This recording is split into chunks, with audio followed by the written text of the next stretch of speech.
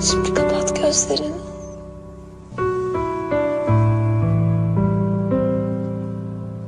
Yapacağın güzel şeyleri düşün.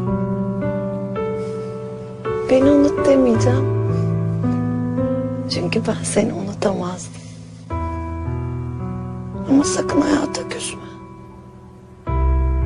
Ben yaptığın her şeyde yanında olacağım.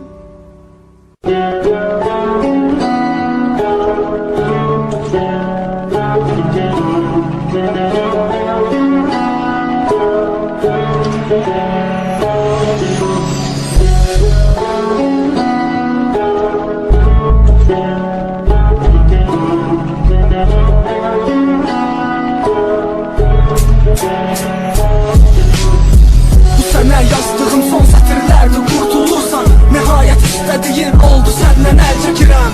Özümde inanmazdım ama ki unudulursan, seninle bakıştığım bu şehri bak dəfn edirəm.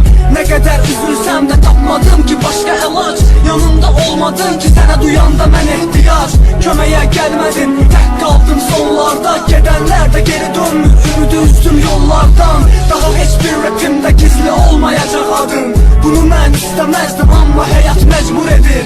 Sen ki sakitçe məni silip geden kadın, amma gel de sen gelerdin, bunu herkes yaxşı bilir. Gözlerine niye bu kadar bağlandım mən görəsən?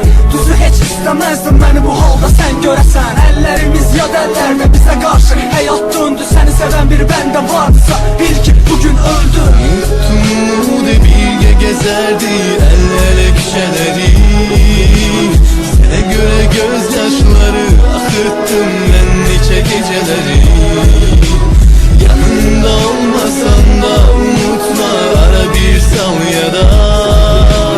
Bu sevgimin ömrü bu kadarmış, sevdiğim elveda.